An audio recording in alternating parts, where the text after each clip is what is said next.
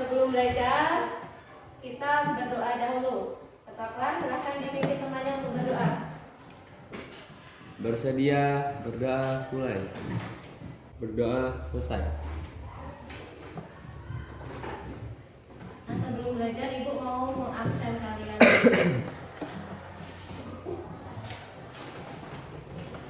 Abdul Holik. Hadir Bu. Ali. Hadir Bu. Anggun. Hadir Bu. Nisa. Hadir semua ya? Hadir. Nah, pada pertemuan kali ini kita akan belajar bentuk-bentuk saling ketergantungan pada makhluk hidup. Tujuan pembelajaran yang akan kita capai hari ini adalah siswa dapat memahami konsep bentuk saling ketergantungan makhluk hidup. Kemudian yang kedua, siswa dapat membedakan rantai makanan dan jaring-jaring makanan. Nah, berkaitan dengan tujuan pelajaran yang akan kita capai, coba perhatikan. Ini gambar apa? Ini gambar apa? Jaring. Ya, jaring-jaring makanan. Jadi ini materi yang akan kita pelajari pada pagi ini.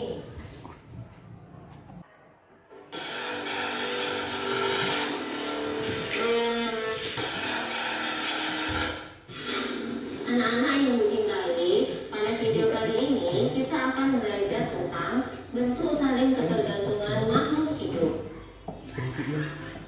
Tujuan pembelajaran yang akan kita capai adalah siswa dapat menganalisis konsep bentuk saling ketergantungan makhluk hidup dan siswa dapat menganalisis perbedaan antara rantai makanan, jaring-jaring makanan, dan piramida makanan. Perhatikan lebah yang hinggap di bunga. Lebah tersebut sedang mencari makan dengan memisah nadi pada bunga. Di sini lebah sangat tergantung pada bunga karena bunga menyediakan makanan bagi lebah. Saling ketergantungan antar komponen makhluk hidup dibedakan menjadi dua, yaitu saling ketergantungan antar individu sejenis atau satu spesies dan saling ketergantungan antar individu berbeda jenis. Saling ketergantungan antar individu satu spesies atau sejenis contohnya terjadi pada sekelompok semut yang bekerja sama untuk mengumpulkan makanan dan berbagi informasi tentang letak makanan. Saling ketergantungan antar individu berbeda spesies terjadi dalam peristiwa makan dan dimakan. Hal ini akan membentuk jaring-jaring kehidupan yang terdiri dari rantai makanan, jaring-jaring makanan, dan piramida makanan. Pada peristiwa makan dan dimakan, terjadi perpindahan materi dan energi. A. Rantai makanan. Pada rantai makanan ini, rumput dimakan belalang, belalang dimakan katak, katak dimakan ular, dan jika ular mati, akan diuraikan oleh pengurai menjadi mineral dan humus di dalam tanah. Selanjutnya, mineral dan humus tersebut digunakan sebagai pupuk oleh tumbuhan hijau. Dari contoh ini, maka dapat disimpulkan bahwa di antara produsen, konsumen, dan pengurai terjadi ketergantungan. Rantai makanan adalah perpindahan materi dan energi dari makhluk hidup satu ke makhluk hidup lain melalui proses makan dan dimakan dengan urutan tertentu. Pada rantai makanan di samping, manakah yang berperan sebagai produsen, konsumen 1, konsumen 2, konsumen 3, serta dekomposer? Nah, mana yang berperan sebagai produsen? Siapa yang berperan sebagai produsen? Konsumen 1? Konsumen 2? Ular. Konsumen 3? Nah, konsumen 3 disebut juga dengan konsumen puncak. Nah, di sini yang berperan sebagai dekomposer adalah jamur.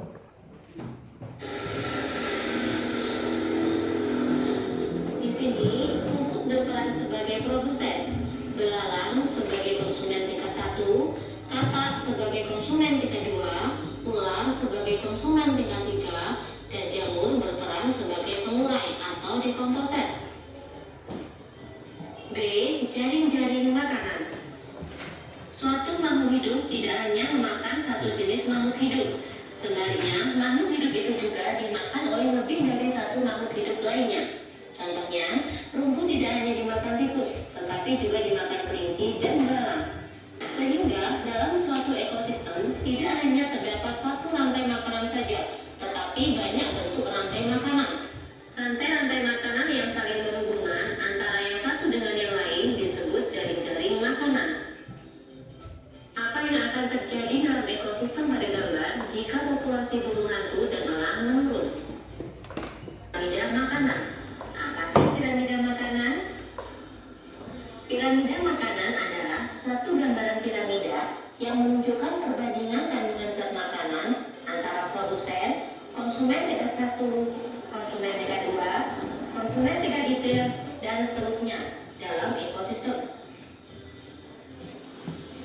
Normalnya, dalam piramida makanan, produsen atau berperan sebagai tingkat trofik 1 harus selalu lebih banyak dari konsumen tingkat 1 atau disebut tingkat trofik 2 dan seterusnya agar ekosistem menjadi seimbang. Jadi, bentuk saling ketergantungan dalam ekosistem meliputi rantai makanan, jaring-jaring makanan, dan piramida makanan. Jumlah populasi tikus menurun. Apa akibatnya?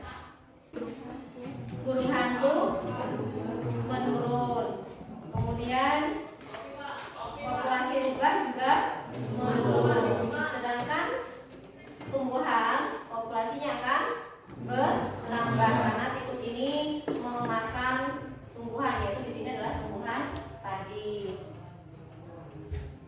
Nah, tadi peristiwa makan dan dimakan antara makhluk hidup yang satu dengan makhluk hidup yang lainnya. Nah, sedangkan jaring-jaring makanan adalah kumpulan dari beberapa rantai makanan. Di sini ada kasus padi warga diserang hama tikus. Padi warga di Kampung Blang, Jurat, Kecamatan Tangsepidi yang berumur 2 bulan lebih diserang hama tikus. Salah seorang petani di kampung. Apa yang akan terjadi jika hama tikus tidak dapat diatasi? Maka tikus dapat merusak tanaman padi dan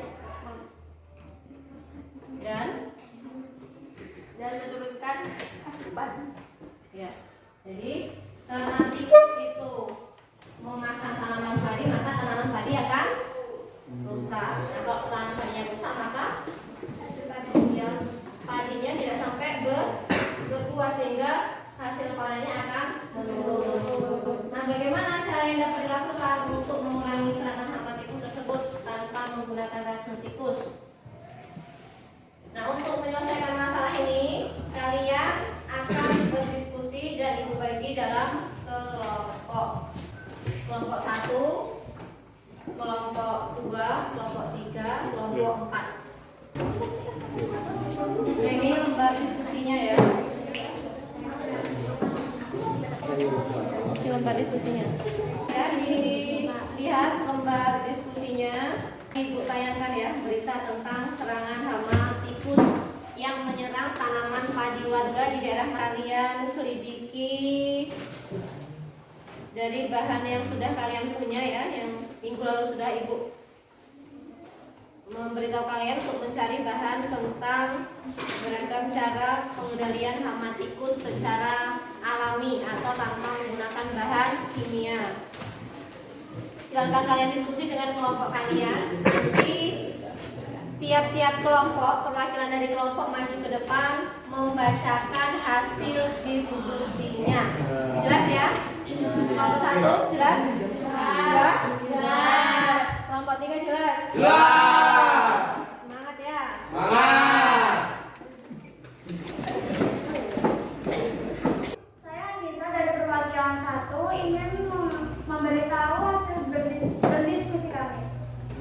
Pemakaian kucing pengendali tikus. Kucing dikenal sebagai pemburu alami tikus, memiliki beberapa kucing di sekitar area sawah dapat membantu mengurangi populasi tikus. Jebakan hidup. Gunakan jebakan hidup untuk menangkap tikus dan kemudian melepaskan mereka ke area yang jauh dari sawah. Terima kasih untuk kelompok 1. Ya tadi kelompok 1.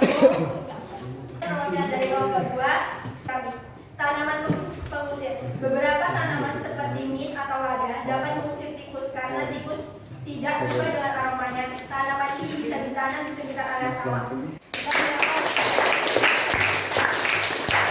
Melepaskan burung hantu di area sawah karena burung hantu akan berburu makanannya, yaitu tikus. Membersihkan saluran-saluran air, menghilangkan penumpukan jerami di lahan sawah, penggunaan musuh alami seperti burung hantu, menggunakan orang-orangan dan lain sebagainya. Selain untuk Dianggap sebagai musuhnya tikus ya. Diosin akan memangsa tikus. Jadi diharapkan dapat mengurangi populasi tikus. Kemudian dengan menggunakan jebakan, menggunakan tanaman pengusir seperti lada dan mint, dan dengan melepaskan burung hantu ya. Kalau memang daerah di Jawa, para petani itu memang mereka sengaja memelihara burung hantu ya untuk mengusir tikus ya. Kemudian membersihkan saluran air, menghilangkan tumbuhan jerami di fungsi yang tadi sudah kalian lakukan. Nah, coba siapa yang mau menyimpulkan? Kelompok mana yang mau menyimpulkan? Ya. Apabila serangan hama tikus pada tanaman padi tidak dapat diatasi akan menyebabkan kerugian bagi petani. Kenapa? Karena tikus merusak tanaman padi yang menyebabkan petani akan gagal panen. Nah, akibatnya apa? Produksi padi menjadi menurun. Nah, kalau produksi padi menurun akibatnya apa? Ya, berpengaruh terhadap ketahanan pangan. Kita akan sulit mendapatkan beras ya, harga beras bisa naik. Dan yang dapat dilakukan yaitu tadi dengan menggunakan apa tadi yang pertama? Ya, kucing, kemudian jebakan, burung hantu, kemudian tanaman pengusir, kemudian pertanian yang terorganisir dan membersihkan saluran air atau ya mencegah sesuatu yang dapat menyebabkan menjadinya sarang bagi tikus. Pelajaran untuk hari ini ya semoga bermanfaat untuk kalian, bermanfaat juga untuk ibu. Warahmatullahi wabarakatuh.